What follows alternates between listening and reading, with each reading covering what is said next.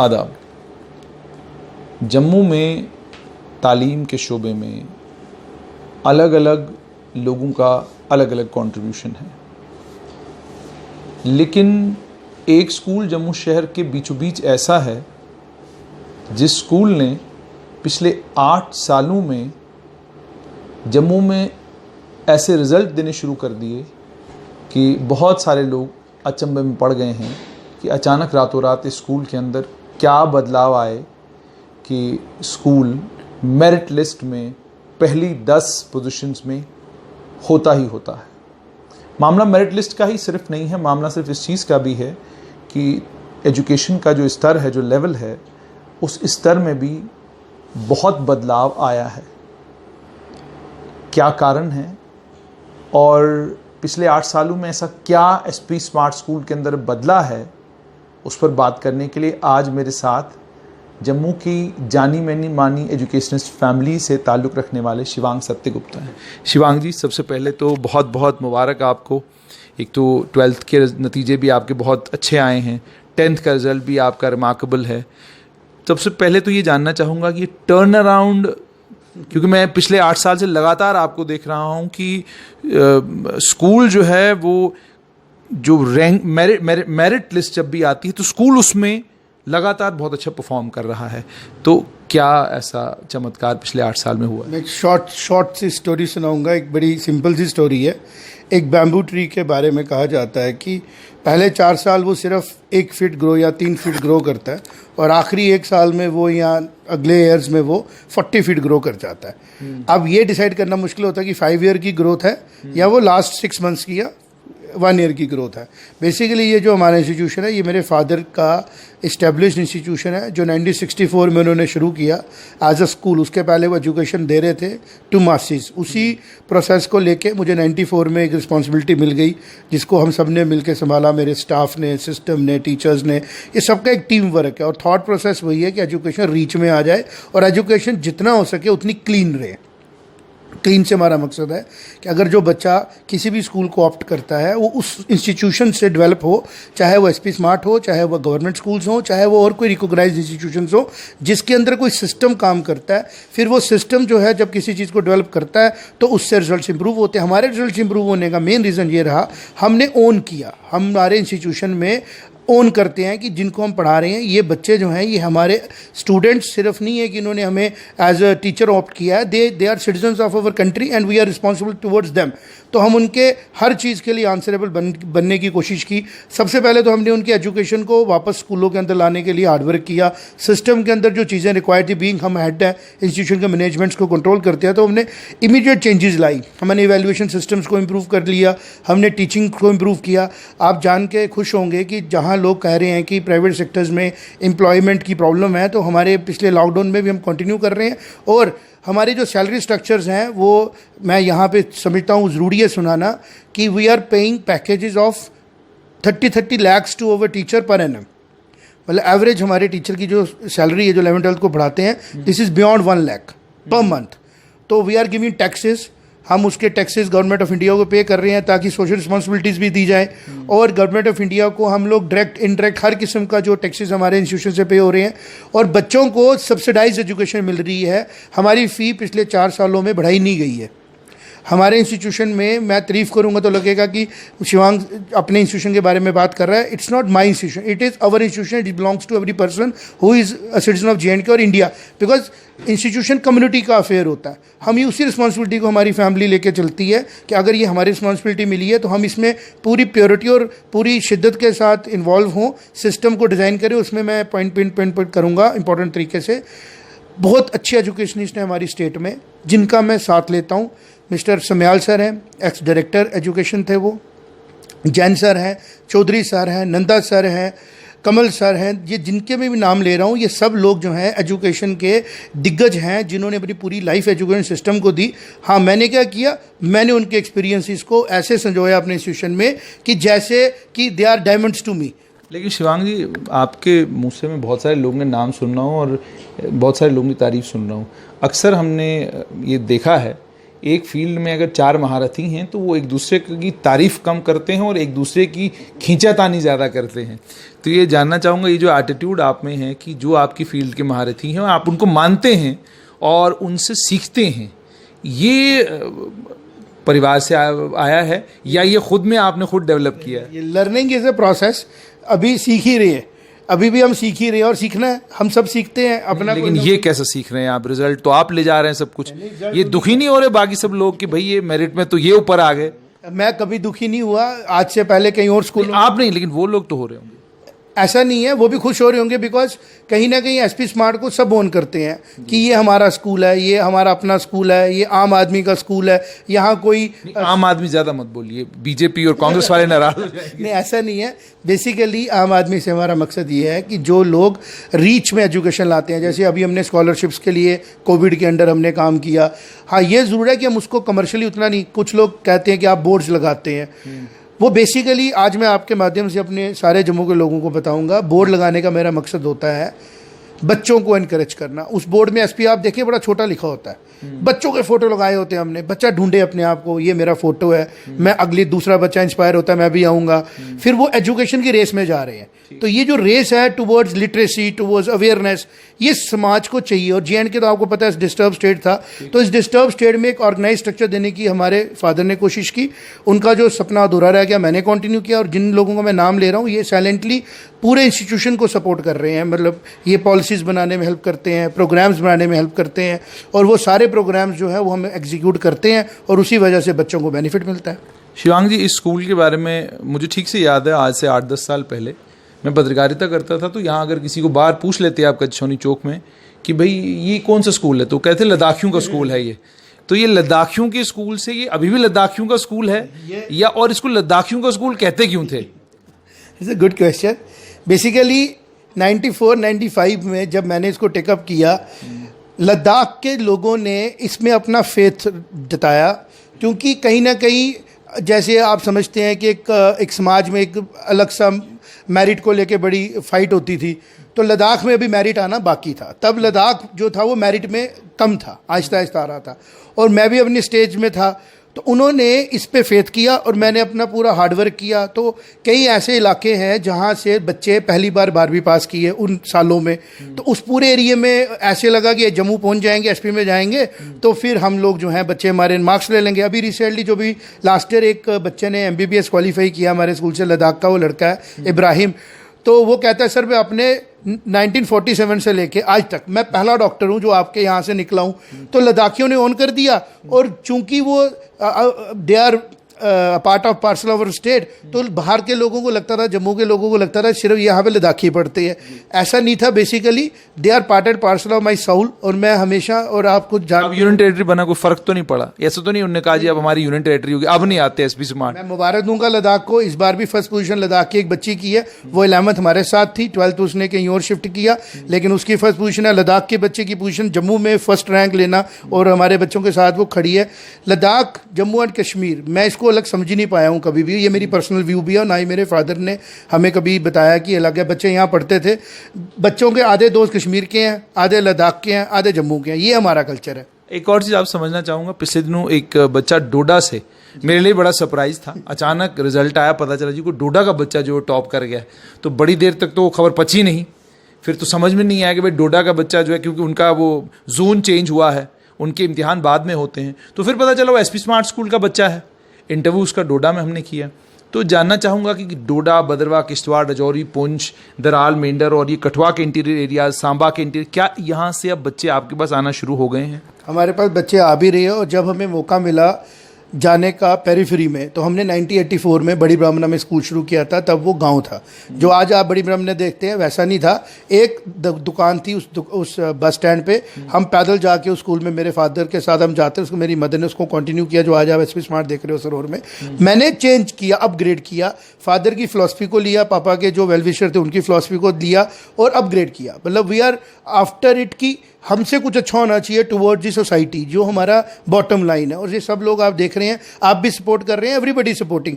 I am congratulating every school, including every school means जो एक छोटा स्कूल है कहीं पे, एक बड़ा स्कूल है कहीं पे, बिकॉज स्कूल हमेशा पॉजिटिव काम ही कर रहा है। बोले एक स्कूल क्या करेगा, पढ़ाएगा, शिवांग जी, एक चीज़ और आपसे जानना चाहूँगा, क्या उम्र थी आपकी जब आपके पिताजी ने आपका साथ छोड़ा और आपको किस उम्र में इस स्कूल का ये सारा कामकाज आपको देखना पड़ा? देखिए, इसमें फिर मैं आप बोलोगे स्टोरी सुनाते हैं शिवांग सर। एक्चुअली हुआ क्या कि जब मेरे फादर चले गए तो वो स्पिरिचुअली हमारे साथ परमानेंट हो गए, फिजिकली वो डिसअपियर हो गए। तो आज वो अभी भी देख रहे होंगे कहीं से। तो हुआ क्या, एक छोटा सा बच्चा क्रिकेट खेलता था रोज़, और फिर वो खेल नहीं पा रहा था अच्छा, तो 2-4 साल हो गए, वो सिलेक्ट नहीं हो रहा था टीम में। तो 5-6 साल के बाद एक बार ऐसा वक्त आया कि कोच ने देखा कि ये लड़का बहुत अच्छा खेल रहा है और वो सिलेक्ट भी हो गया।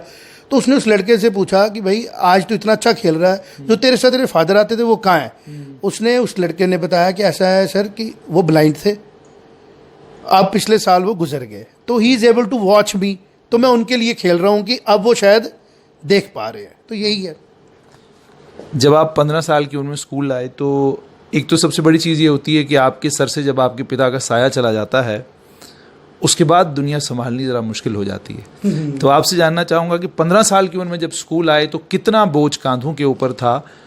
क्या सोच समझ थी कि इस मकाम तक कभी पहुँचेंगे? एक्चुअली इमोशंस थे, और समाज ने बहुत अच्छा काम किया। जो लोग आपको डिमोरलाइज करते हैं ना, वही आपको ऊपर ले जाते हैं। बहुत डिमोरलाइजेशन देखी, बहुत तकलीफ़ें भी देखी, लेकिन अल्टीमेटली शिवांग जी, जैसे आपने कहा कि बहुत तकलीफ़ें देखी, सारा कुछ आपने किया, अब खुशी होती है अब मन में? क्योंकि 1964 में जब आप कह रहे हैं कि आपके पिताजी ने ये स्कूल खोला, तो उसके बाद ओरिएंटल एकेडमी भी था, लाइट हाउस चौक चबूतरा, Jain higher secondary school, Mubarak Mandi का स्कूल, और उसके अलावा कई नाम है, मायर मॉडल एकेडमी, ये सभी स्कूल आपके आसपास में हैं। और इन सभी स्कूलों का नाम, इन सभी स्कूलों की पोजीशनें और रूटीन का ये था कि जब भी रिजल्ट निकलते तो मेरिट लिस्ट में इन्हीं स्कूलों के बच्चों के नाम होते थे। क्या आप आज ये कहेंगे कि ये जो आज आपके स्कूल के बच्चों का नाम मेरिट लिस्ट में आया है, ये आपके पिताजी को वो श्रद्धांजलि है जो आपने तब तय किया था जब 15 साल की उम्र में आप इस कुर्सी पर बैठे थे? मैं समझता हूँ कि उन्होंने सिर्फ अपनी बॉडी बदली है, साउल उन्हीं की चल रही है, because he was very particular about benefiting people. और एंड में उनका जो गम था वो यही था कि समाज मुझे समझ नहीं पाया। वो कमज़ोर लोगों को पढ़ाते थे, मतलब जो किसी को एडमिशन नहीं कहीं मिलनी उसको एडमिशन दे देनी। आज भी आप देखेंगे जहाँ पे कोई गरीब आदमी जाके खाना खाएगा, वो उस होटल को चलाना मुश्किल हो जाएगा। तो वो लोग ऐसे थे जो हर आदमी की एडमिशन देते थे। तो उसी सोच को लेके हम चले कि आम आदमी से ही रिजल्ट है। आम आदमी से मेरी पॉलिटिकल पार्टी का मतलब नहीं है, कि हर आदमी का राइट है, चाहे वो अमीर है चाहे गरीब है। ये उस चीज़ को लेके हम जब चले, और आज भी हम रिजल्ट के पीछे नहीं भागते हैं। मैं इनकरेज करता हूँ बच्चों को, पोजीशन लो, डिस्टिंक्शन लो, लेकिन आज भी हमारा फोकस होता है इंप्रूवमेंट हो, बच्चा इंप्रूव करे। हम लगाते थे, अब चूंकि हमारी रिस्ट्रिक्शंस हैं, रिसोर्सेज की इतनी हमारे पास नहीं थी, अवेलेबिलिटी, छोटी सी बिल्डिंगें थी हमारे पास, फीसें नहीं बढ़ानी, लोन्स लेके चलना, सिस्टम के साथ खड़े रहना, क्रिटिसिज्म को बर्दाश्त करना। आज भी मैं एक बड़ी फाइट लड़ रहा हूँ कि बच्चों को सिस्टमेटिकली पढ़ाया जाए। आज भी ऑनलाइन को लेके लोग नेगेटिव बात कर रहे हैं, पॉलिटिकली मत करो एजुकेशन के साथ deal.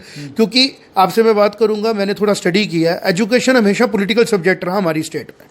From the first Prime Minister of J&K, I'm talking of Prime Minister of J&K, let it be Sheikh Abdullah, let it be Bakshi Saab, everybody, to the Chief Minister है now, कि किसी को कोई काम है अपने voter को कहीं लगाना, लगा दो जी टीचर। उसको ये नहीं देखो कि उसका कंट्रीब्यूशन क्या होगा। तो उधर से आहिस्ता आहिस्ता, जबकि शेख साहब ने एक रखा था कि टीचर को सबसे इज्जत दे दो, लेकिन उसके बाद एक सिस्टम आ गया बीच में कि टीचर कौन बन रहा है, जिसको कोई नहीं काम है, बनो जी टीचर, बनो जी टीचर। उसकी वजह से जो पॉलिटिकल एंगल लिया टीचिंग डिपार्टमेंट ने, उसकी वजह से लॉस आज हम भुगत रहे हैं। नहीं तो अगर हम टीचिंग को इम्प्रूव करें, स्कूलिंग इम्प्रूव करें, तो हमारी स्टेट की डिस्टर्बेंस हम पूरी ख़त्म कर सकते हैं। कई बार मैं पूछता हूँ कि आपके PhD, आपके डिग्री होल्डर, आपके ज़बरदस्त MPhil और बड़े काबिल टीचर जितने भी हैं, आप उनको PSC से जो है लेक्चरर रिक्रूट करते हैं हायर सेकेंडरी स्कूल में, लेकिन वो लेक्चरर भी अपने बच्चे को अपनी हायर सेकेंडरी में नहीं पढ़ाना चाहता। वो कहता है जी मेरा बच्चा जाएगा तो SP स्मार्ट स्कूल में जाएगा। इस एटीट्यूड को लेकर क्या कहेंगे? क्या आपको नहीं लगता कि समय आ गया है कि आप सारी गवर्नमेंट जो रिक्रूटमेंट करते हैं टीचर्स की, वो बंद कर दें और आप सारे सिस्टम को प्राइवेटाइज करें? क्योंकि एक लेक्चरर, एक सरकारी स्कूल का टीचर, एक कॉलेज की प्रोफेसर, असिस्टेंट प्रोफेसर, वो अपने बच्चे को गवर्नमेंट स्कूल में नहीं पढ़ाना चाहते, जहां वो खुद प्रिंसिपल हैं, जहां वो खुद लेक्चरर हैं। इस एटीट्यूड को लेकर क्या सोल्यूशन अगर आप मुझसे मांगेंगे तो मैं सोल्यूशन ज़रूर दूंगा, बिकॉज अभी तक मैंने अपने आप को पॉलिटिकली हमेशा न्यूट्रल रखा और मैं आगे भी रखूँगा। प्रॉब्लम का सलूशन उन टीचर्स की कोई गलती नहीं है, ना उन प्रोफेसर्स की गलती है, ना उनकी, जो जिसमें जैसे आप कंप्यूटर सॉफ्टवेयर है, आपको एक बेस चाहिए ना चलाने के लिए।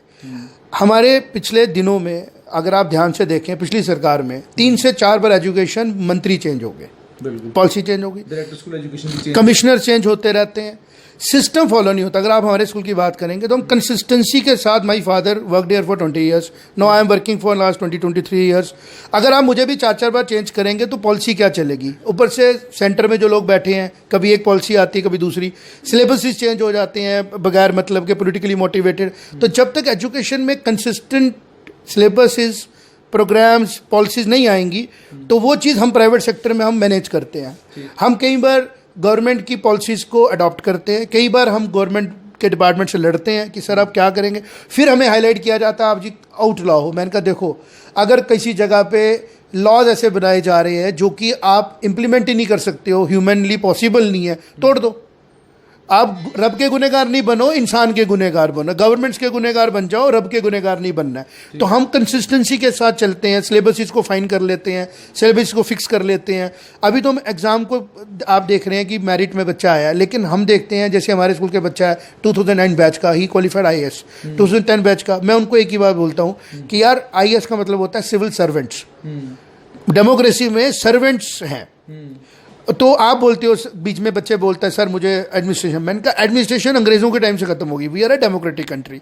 तो आप सिविल सर्वेंट हो, सर्विस करनी है, सिविल मतलब आम लोगों के सर्वेंट हो, तो आप IAS के लिए सोचो। अगर आपको अथॉरिटी चाहिए तो एंटरप्राइज बन जाओ, फिर अपने बिजनेस चलाओ। फिर अगर आप उस एटीट्यूड से वहाँ चले जाते हो तो आप वहाँ पर डैमेज दो, आप पब्लिक पोजीशन में बैठ के, और उसी का नुकसान हमें होता है। तो क्वालिफिकेशन के लिए हमारा एजुकेशन डिज़ाइन है, बट करेक्टर, नेशनलिज्म और एक ह्यूमन को पूरी लाइफ में जो चीज़ें चाहिए उसके लिए डिबेट्स हो रही हैं, पर ग्राउंड पे है नहीं है। उसका हम लोग क्या करते हैं, इमीडिएट इलाज करते हैं। जैसे होता है ना कि देसी इलाज, जुगाड़, हम जुगाड़ करके बच्चों को तैयार कर रहे हैं। गवर्नमेंट में वो लोग जुगाड़ कर नहीं सकते हैं, SOPs हैं, ऐसे करना है, फिर ट्रांसफ़र हो जाती है, फिर उनको तो अपने मसले ही नहीं ख़त्म होते, तो एजुकेशन का कब सोचेंगे वो लोग। थोड़ा सा हल्का सा सवाल आपसे पूछूंगा कि जैसे आपने कहा 22 साल से आप स्कूल चला रहे हैं, तो लेकिन अगर आपके चेहरे की तरफ देखा जाए और आपके बालों का रंग देखा जाए तो कहीं महसूस नहीं होता कि इतनी उम्र है। तो वो किसी ने प्रधानमंत्री से पूछा था, हम आपसे पूछ रहे हैं खाते क्या हैं? अभी सुबह से कुछ नहीं खाया है। शिवांग जी, बिल्कुल आखिर में आपसे कि बहुत सारे लोग जो आज आपको स्ट्रेट लाइन के माध्यम से देख रहे हैं, सभी के लिए जानना चाहूँगा कि बहुत सारे इलाके हैं जिन इलाकों में बहुत गरीब लोग रहते हैं, जिनके पास आज भी वाकई 2 वक्त की रोटी भी उनके लिए बहुत मुश्किल है। क्या उन बच्चों के लिए आपके पास कोई प्रावधान है, कोई उनके लिए स्कोप है इन प्राइवेट स्कूलों में इस इंफ्रास्ट्रक्चर को वो भी एंजॉय कर सकते हैं? क्या वो भी ख्वाब देखने का हक रखते हैं? उनकी कोई मदद आप कर सकते हैं? कर रहे हैं, लेकिन हम लोग कभी भी उन बच्चों को सामने नहीं लाते। उनका मेरिट आता है, आज भी मेरिट लिस्ट आएगी, उनमें से काफ़ी बच्चे हैं जिन्होंने हमें कभी फ़ी नहीं पे की। उसमें से काफ़ी बच्चे ऐसे हैं जिन बच्चों ने भगवती नगर के जो आश्रम है वहाँ पे वो रहते हैं और वहाँ से आते हैं, बट हम उनको कभी इसलिए हाईलाइट नहीं करते कि बच्चे को ये नहीं लगना चाहिए कि मुझे कुछ दिया गया है और उसके बदले मुझे पढ़ाया गया है। हाँ, अगर आप मुझे ऑफ द कैमरा बताएं तो मैं आपको बता सकता हूँ कितने बच्चे हैं, आप उनका इंटरव्यू करें, वो बोलें, उनकी मर्ज़ी। हम अपने कमर्शियल्स में कभी उनका इस्तेमाल नहीं करते, ना ही हम उनकी फ़ीस के बारे में डिस्कस करते हैं। बहुत से बच्चे ऐसे हैं हमारे पास जिनको डर नहीं लगता है, वो सिर्फ बोलते हैं। अभी मैं आपको रिसेंटली बताता हूँ, अभी छोटा सा इंसिडेंट हुआ, एक बच्चा यहाँ बैठा रहा, शाम को 7 बजे तक मेरा इंतज़ार करता रहा। मुझे हमें लगा कि वो मस्जिद से जैसे डोनेशन लेने आते हैं वो लेने आया है। तो अल्टीमेट उसने कहा, उसने कागज़ वागज़ निकाले, राशन कार्ड वगैरह निकाला, तो कहता है सर मैंने एडमिशन लेनी है। मैंने कहा कोई बात नहीं, मेरिट उसका था, ही वॉज बिलो 40%, नंबर भी कम थे। तो अल्टीमेटली मैंने उसको बोला कि मुझे एक तसल्ली बता कि तेरा गार्जियन कौन होगा, तू रहेगा कहाँ। फिर उसने एक एडमिनिस्ट्रेटर है, KS अफसर थे उस टाइम पे, वो अकाफ के एडमिनिस्ट्रेटर, उसने उनका रिकमेंडेशन लाया कि मैं इनका गार्जियन हूँ, ये मस्जिद में हमने इसको अकोमोडेशन दिया, ये गरजोरी के किसी गाँव का बच्चा है और इसके कोई, मैंने कहा इसके कहते इसके 8-10 भाई बहन इसके हैं बड़े, बाकी 14-15 ये लोग हैं, तो ये उनमें से एक पढ़ गया, तो आप इसको दे दो। अब हमने उसको पढ़ाया और वो 11वीं पास है इन आर्ट्स, लेकिन उसको किसी ने गांव में बोला कि आर्ट्स से कुछ नहीं होता, तो साइंस रख। तो साइंस पूछते पूछते यहाँ आया, उसको पता लगा जम्मू में जाना है, पिछवाड़ में जाना है, तो तू पढ़ेगा। मैंने कहा ठीक है तू पढ़। आप बिलीव नहीं करोगे, ही स्कोर्ड 87-88% इन 12th, और वो पिछले 2 साल से लगातार कोशिश कर रहा है डॉक्टरी सीट निकालने का।